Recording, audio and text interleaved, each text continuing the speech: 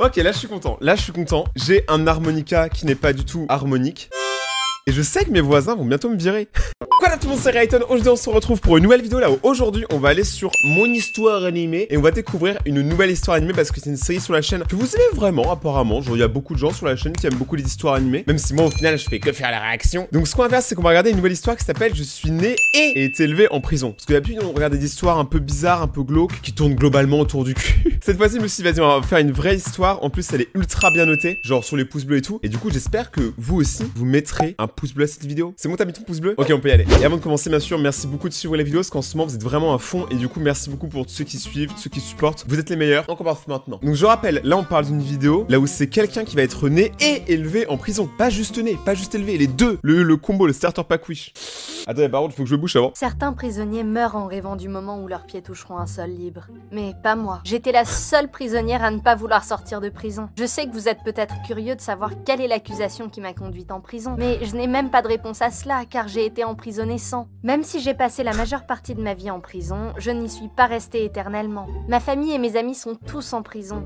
Mec, c'est quoi tes amis et c'est qui ta famille? C'est genre, c'est la famille Escobar et tout? Comment toute ta famille peut être en prison? Ça n'a aucun sens. Donc, je suppose que cette personne, je suppose que c'est la personne qui est née en prison. Mais je me dis, en fait, si tu es né en prison, bon, on va le savoir après, mais je pense quand même qu'on te met dans une famille d'accueil ou autre part, on va pas te laisser en prison, ça a aucun sens. Mais cela ne signifiait pas nécessairement que je devais rester là aussi. Il m'a fallu beaucoup de courage pour sortir de prison. Mais y retourner était sans aucun doute encore plus difficile à faire. Bah en fait c'est pas très difficile. Au fond tu veux aller en prison, tu peux. Toi derrière ton écran tu veux aller en prison, je te recommande pas, mais tu peux. On est dans une époque là où c'est limite des fois plus dur d'aller à l'école que d'aller en prison parce que pour se faire emprisonner il suffit juste de faire un crime. Pour aller à l'école bah il faut de l'argent. Ma mère n'avait que 16 ans lorsqu'elle est allée en prison. Un simple moment qui a bouleversé sa vie. What? Tous ses rêves se sont évanouis lorsqu'elle a pointé un pistolet sur un cambrioleur qui s'était introduit chez elle pour l'effrayer. C'était la première fois qu'elle tenait une arme à feu et elle ne savait pas s'en servir. Tout ce qu'elle savait, c'est que sa mère lui avait mis le pistolet dans les mains. Elle était terrifiée et tremblante. Quoi? Attends, d'où la mère elle fait ça? J'utiliserai l'harmonica à chaque fois que je comprends pas. Si la fille a eu l'arme et que en plus c'est la mère qui lui a donné, c'est-à-dire que la mère était dans la pièce, c'est-à-dire que la mère aurait pu assumer le problème. Pourquoi elle a donné ça à sa fille? Ça a aucun sens. En plus je crois que là il y a un fail hein, parce que logiquement si tu pointes une arme ou que tu tues quelqu'un mais qui s'est introduit chez toi ou qui a essayé de te faire du mal, ça peut passer pour la légitime défense surtout si t'es jeune. Donc moi je pense que c'est bon. Lorsque le cambrioleur lui a pris son argent et a tenté de s'échapper par la fenêtre juste devant elle. L'argent que le cambrioleur a essayé de voler était tout ce dont elle disposait, et elle le gardait pour le bébé qui grandissait en elle, ce qui a expliqué la rage de sa mère. D'une part, une voix lui parlait au dernier moment avant qu'elle n'appuie sur la gâchette. Elle disait « Ne le fais pas, c'est mal !» Et puis, il y avait la voix de ma grand-mère qui disait « Fais-le !» Et puis, de l'autre côté... D'où la grand-mère, elle est... Mec, c'est un screamer. Elle est sortie de nulle part. Mais attends, il y a un truc que j'ai pas pigé. La grand-mère, elle est enceinte? T'es pas censé avoir un moment dans ta vie là où tu peux plus être enceinte? Et la voix du cambrioleur qui l'a supplié « Ne le fais pas !» C'est alors que ma grand-mère lui a crié dessus en lui disant qu'elle n'était qu'une lâche. Elle n'entendait désormais plus rien. Ni la voix du cambrioleur, ni la voix de sa mère, pas même la voix venant d'en elle-même. Tout ce qu'elle a entendu, c'est le coup de feu qui résonne encore à ses oreilles. Putain, mais mec, c'est brutal comme vidéo. En vrai, c'est un gros dilemme. Toi, t'aurais fait quoi là à ton écran? Est-ce que t'aurais tiré ou pas? Dis-moi la réponse en commentaire. Personne au poste de police ne l'a cru quand elle leur a dit qu'elle ne voulait pas le faire et qu'elle ne se souvient que d'entendre toutes ces voix et ensuite l'image du cambrioleur gisant dans une mare de son propre sang. What? Les derniers mots de sa mère ont été les suivants. Tu seras toujours une mauvaise fille. Eh mais la grand-mère, on va monter une équipe, on va l'attraper hein, la mémé hein. Parce que là, elle a quand même critiqué quelqu'un qui n'a pas voulu tuer quelqu'un, ça n'a aucun sens. Et voilà, elle a été accusée de meurtre et condamnée à 35 ans de prison. Si elle avait de la chance, elle sortirait de prison à 40 ans. Mais ma mère n'a pas beaucoup de chance. Donc si je comprends bien, il y a des gens comme 6ix9ine, donc vous savez qui a été en prison pour drogue, pour attouchement sur mineur et tout. Et puis t'as des gens qui juste se défendent et qui ont 35 ans de prison. Moi perso, je trouve ça vraiment très injuste. Vous vous demandez peut-être comment une jeune fille de 16 ans pourrait être emprisonnée alors qu'elle était encore mineure. Laissez-moi vous expliquer. 2 États autorisent l'emprisonnement des personnes âgées de 16 à 17 ans, car... Donc 2 États le font et je suis sûr que t'es dedans. Ils les considèrent comme des adultes. Et malheureusement pour elle, elle était dans l'un de ces 2 États. Et comme si ça ne suffisait pas déjà, elle devait aussi supporter d'avoir une mère méchante et être enceinte de 4 mois. Elle avait... Ah, désolé, je suis un peu fatigué. Je pensais que c'était la grand-mère qui était enceinte, mais en fait c'est la fille. Du coup, ça n'a plus aucun sens. Donc... Elle avait vécu toute sa vie dans un environnement hostile, et maintenant, elle risquait aussi de mourir dans l'un d'entre eux. Même si l'endroit où elle était différent, cela n'aurait pas d'importance. Il y a des méchants partout, que ce soit à l'intérieur ou à l'extérieur de la prison. Et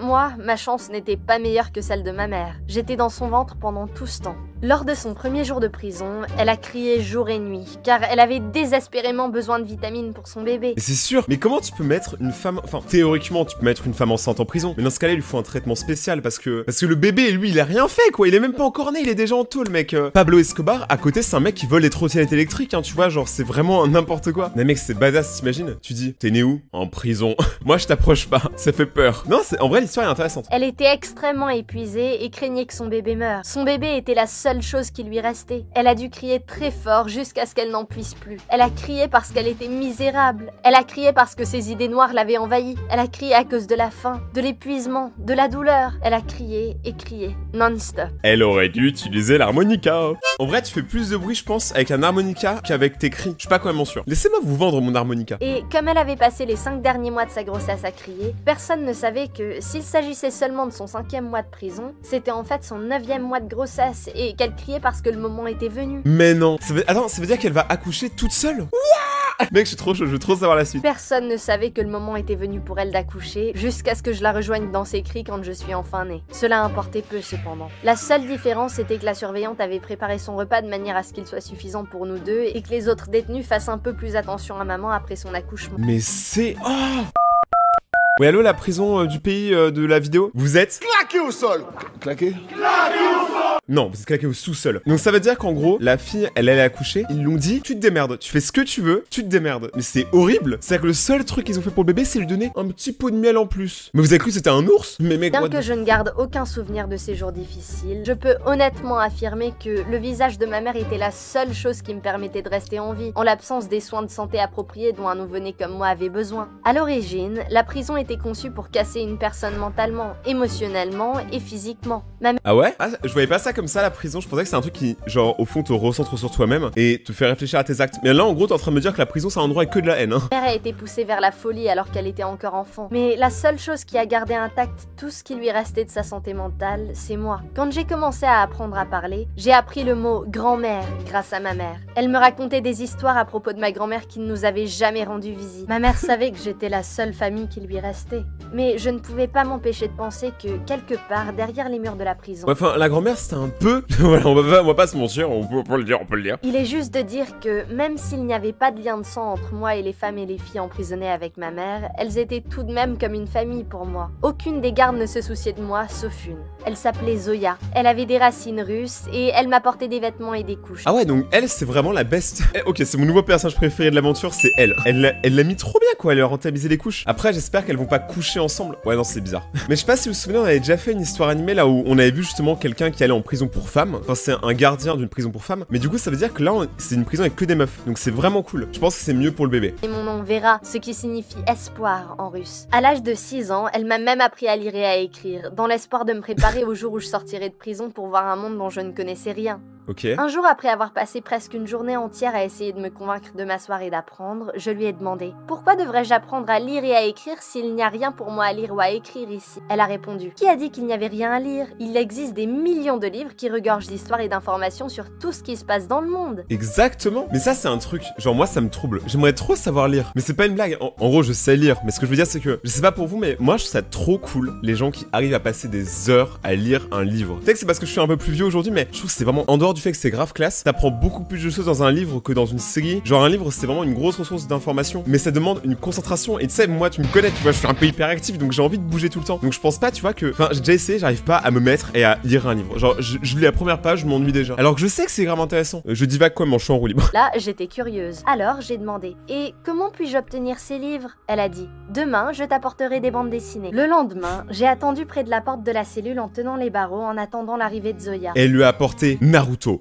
Dragon Ball Z. Ça lui a apporté tous les tomes. Les vrais fans comprendront. Mais elle n'est jamais venue. Je me suis assise au même endroit jour après jour, attendant qu'elle se présente. Mais elle ne l'a jamais fait. Finalement, j'ai demandé à l'une des gardes qui l'avait remplacée et elle m'a dit que Zoya ne reviendrait pas. Finalement, l'espoir que j'avais d'avoir des livres a commencé à s'estomper. Mais c'était loin d'être la pire chose qui allait m'arriver. Ma mère a commencé à me traiter différemment. Elle était de mauvaise humeur tout le temps et je pouvais l'entendre pleurer toute la nuit. Tu m'étonnes, mec, la mère, elle doit être brisée. Elle a plus de famille. Le seul enfant qu'elle a, bah, elle l'a envoyé en prison dès la naissance. Mais moi, je me demande vraiment pourquoi l'enfant reste en prison. Ça n'a aucun sens. Il devrait être largement mis ailleurs. Je sais pas ce que vous en pensez, mais bien sûr que la mère, elle le récupérera une fois que tout ça sera fini. Mais là, c'est vraiment pas bien pour l'enfant de vivre dans une prison. C'est pas un endroit où un enfant devrait vivre. Elle n'aimait plus ni me parler, ni s'asseoir à côté de moi pendant que nous mangions. Pouvez-vous imaginer ce que c'est que d'être évité par la seule personne que vous avez dans le monde entier? J'ai enduré des semaines et des mois de négligence. Je ne savais pas quoi faire. Un jour, je n'en pouvais plus. J'étais tellement en colère contre la façon dont ma relation avec ma mère avait changé. Une femme qui avait quelques années de plus que ma mère s'est approchée de moi et m'a demandé de m'éloigner du coin dans lequel j'étais assise, car elle voulait s'y asseoir. J'ai refusé. Alors, elle m'a... Bon, attends, là, il y a bail de prison, là, ça commence à pousser et tout. Là, ça devient tendu. Moi, je veux trop que la petite, elle défonce l'autre. Elle la marave, ça serait trop marrant. Tu sais, je suis contre la violence, mais d'habitude, je suis contre la violence, mais là, ça peut être un peu marrant. Je suis tombée par terre et me suis coupé la main. En prison, j'ai appris que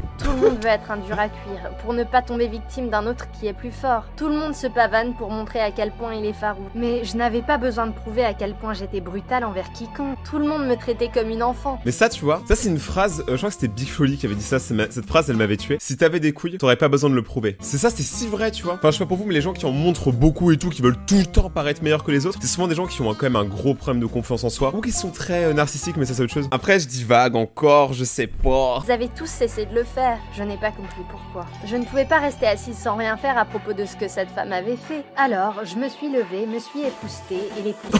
Oh, ça devient violent. Elle était si grosse. Le reste des... Non, en vrai, c'est un peu drôle parce que elle a dit le si grosse, mais genre d'une manière tellement horrible. Écoutez. Je ne pouvais pas rester assise sans rien faire à propos de ce que cette femme avait fait. Alors, je me suis levée, me suis époustée et l'ai poussée. Mais elle était si grosse. Non, je te laisse pas drôle. Le reste des prisonniers nous ont entourés et ont commencé à crier « Battez-vous! Battez-vous !» Mais la bagarre était terminée avant même d'avoir commencé. Certaines gardiennes de prison se sont approchées de nous pour rompre le combat. Ah bah quand même, elles font quelque chose. Bon, par contre, je suis pas sûr que le bras là, il tient littéralement comme ça. Mec, elle lui a cassé le bras la surveillante. Une d'elles m'a attrapé par la main et m'a emmené au bureau du gardien en chef de la prison. Mais qu'est-ce qui va pas dans votre tête? Genre, tout le monde a genre 40-50 ans dans la prison, et puis t'as une enfant de 5 ans même pas, genre de 1 an. Ah, mais d'ailleurs, ouais, y a un truc qui est pas logique. Un enfant, ça devrait même pas avoir à régler des comptes comme ça. Enfin, je trouve ça incroyable. Que nous étions en chemin, et sans aucun avertissement, elle m'a frappé à la poitrine. Elle me traitait... C'est une pute. C'était exactement comme une de ces prisonnières. Ce coup de poing m'a coupé le souffle. Je n'ai pas riposté, car la carte d'une prisonnière perd toujours face à la carte d'une gardienne. Mais là, franchement, j'ai mal le poil, quoi. La meuf, elle a vraiment aucune chance, et en plus, elle se fait taper par les gardes. Normalement, les gardes, je sais pas, ils devraient la protéger et tout, parce qu'ils savent qu'elle est innocente. Mais elle se fait quand même défoncer. Ça n'a absolument aucun sens. Je l'ai juste regardée avec beaucoup de colère et de frustration. J'ai regardé partout pour essayer de trouver ma mère, mais je ne pouvais pas la trouver. Soudain, ma Qu'est-ce que vous auriez fait à sa place? colère s'est transformée en sanglots déchirants. Cette gardienne a vu la colère et la misère brûler dans mes yeux. Alors, elle m'a regardée et a dit « Vos yeux vont vous causer beaucoup de problèmes. Vous devez comprendre qu'il n'y a pas de place pour vous ici. Mais si vous voulez avoir une chance de survivre en dehors de ces murs, vous devez d'abord apprendre à survivre à l'intérieur. » Ça, c'est exactement la phrase qu'il pourrait y avoir dans Attack on Titan. Mais tu vois, là, je vois ce qu'elle veut dire. Si t'as grandi en prison, je pense que t'es 1 milliard de fois plus dur et bien moins sensible que les gens qui sont nés, genre, dans un environnement favorable, parce que t'as connu un truc plus dur, tu vois. Mais est-ce que c'est bien au fond? La vie à l'extérieur n'est pas si différente de la vie ici. Elle a tendu la main pour serrer la mienne, ce qui, dans le monde carcéral, voulait dire qu'elle me respecte. On apprend des choses intéressantes. Donc ça veut dire que si je vais en prison, ce que je n'espère pas,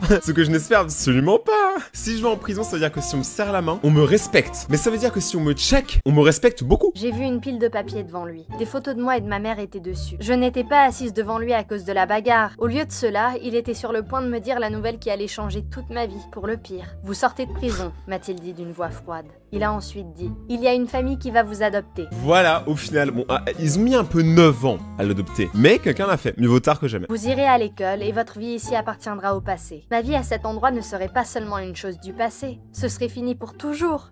Les procédures ont été plus rapides que prévu. En moins de 2 heures, mes affaires étaient emballées et j'attendais la famille qui m'adoptait devant la cellule. Cet enfant, il a dû avoir des chocs émotionnels de dingue. Waouh. Je restais assise à attendre l'inconnu. Qui était cette famille et où m'emmenait-il?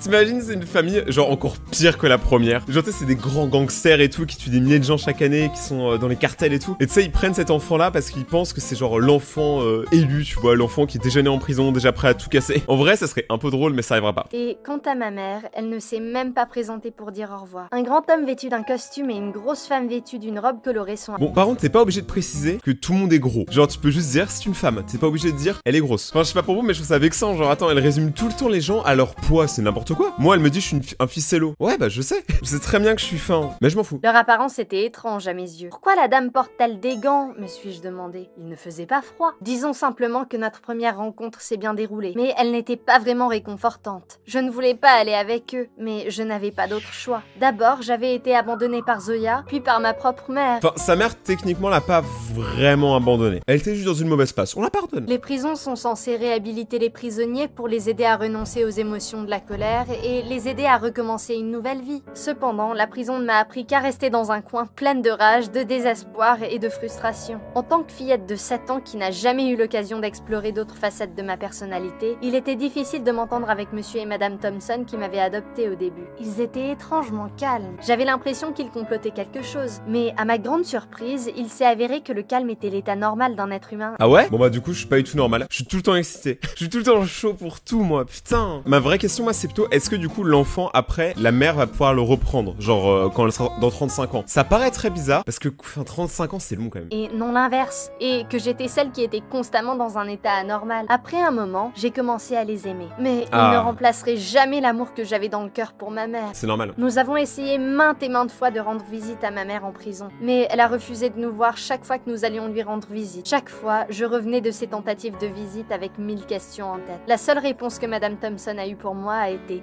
Quand tu seras grande, tu comprendras. Je suis vite allée à l'école et devinez quoi? Il y avait beaucoup de livres. Ok, première personne qui est vraiment contente d'aller à l'école. Mais ça fait plaisir, en vrai ça fait plaisir de toute façon. Moi je suis contente pour elle en vrai. J'en ai acheté quelques-uns pour mes cours et il y en avait tellement dans la bibliothèque. Mais malgré le fait que j'étais heureuse à propos de tous ces livres que je pouvais lire, je me sentais triste pour Zoya et ma mère. J'ai réussi à me lier d'amitié avec des enfants de mon âge et j'étais très appliquée à l'école. Tout le monde m'aimait et j'ai commencé à profiter de la vie en dehors des murs de la prison. J'ai commencé à passer la plupart de mon temps à la bibliothèque. J'ai toujours souhaité que ma mère puisse être là aussi. Bon, la fin, je crois que c'est une des meilleures histoires animées parce qu'en fait, elle dit beaucoup de choses en général sur la vie. Si elle vous a plu et que vous voulez qu'on continue à faire ce genre de vidéos, n'hésitez pas du coup à défoncer les pouces bleus comme vous savez déjà le faire. N'hésitez pas aussi à vous abonner et activer la cloche pour recevoir la suite des vidéos et de me suivre sur tous les réseaux, Twitter, Instagram, vous connaissez la chanson, Absolument Sterayton et ciao!